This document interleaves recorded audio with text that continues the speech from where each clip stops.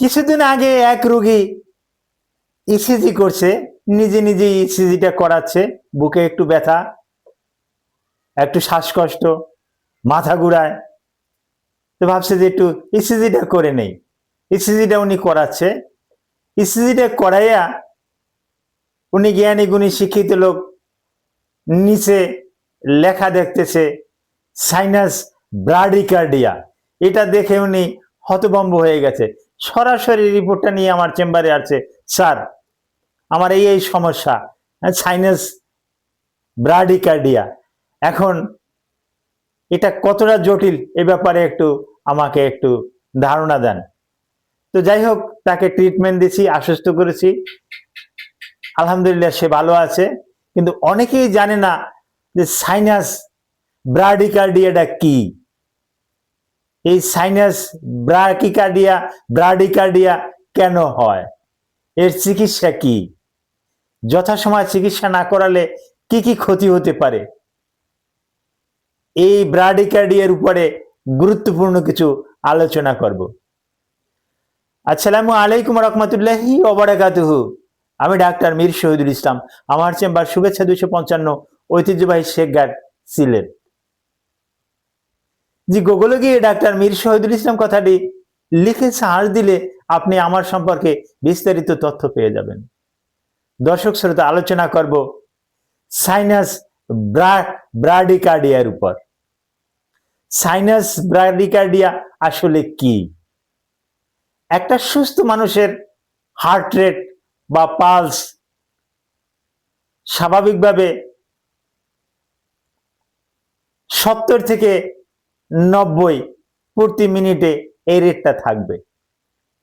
কিন্তু এই স্বাভাবিকের থেকে যদি কম রেট হয়, এই 70-এর নিচে যদি আসে, 60-এ আসে বা 60-এর নিচেও যদি আসে, তাহলে এটাকে আমরা চিকিৎসা বিজ্ঞানের ভাষায় সাইনাস ব্রাডিকার্ডিয়া বলে থাকি। এখন এই সাইনাস ব্রাডিকার্ডিয়া কেন হয়? সাইনাস ব্রাডিকার্ডিয়া বিভিন্ন কারণে হতে পারে।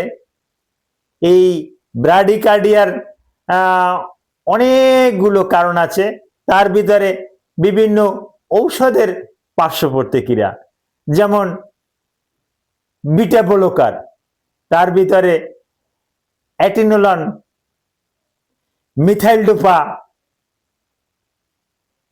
এই জাতীয় ওষুধ যারা খায় তাদের কিন্তু সাইনাস ব্রাডিকার্ডিয়াকে আক্রান্ত হতে পারে। তারপর দীর্ঘদিন যাবত যারা ডায়াবেটিক্স খাচ্ছে, অ্যামিলোরাইড হাইড্রোক্লোরাইড, হাইড্রোক্লোরোথায়াজাইড, ফিউরেসোমাইড, স্পাইরোনোল্যাকটোন, এ জাতীয় ওষুধ যারা খাচ্ছে তাদেরও কিন্তু সাইনাস ব্রাডিকার্ডিয়া হতে পারে। দীর্ঘদিন যাবত যারা ব্যানজোডাইজিপিনের অনেক ওষুধ আছে, এই ওষুধগুলো যারা দীর্ঘদিন যারা সেবন করছেন তাদের ক্ষেত্রেও কিন্তু সাইনাস ব্রাডিকার্ডিয়া হতে পারে। এখন এর চিকিৎসা কি,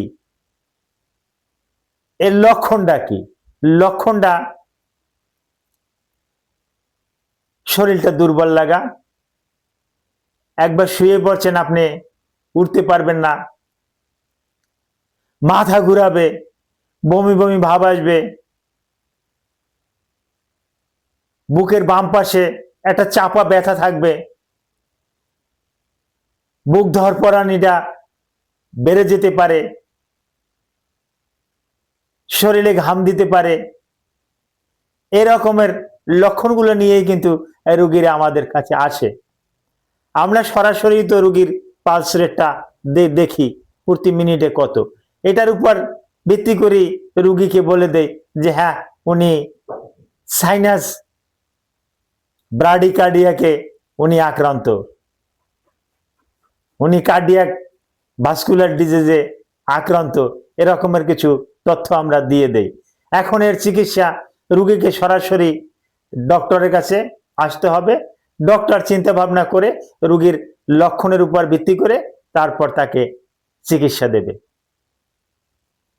এই সাইনাস ব্রাডিকার্ডিয়ার উপরে আপনাদের যদি কোনো তথ্য জানতে ইচ্ছে করে ভিডিওর কমেন্ট বক্সে কমেন্ট করুন, আমি জানিয়ে দেব।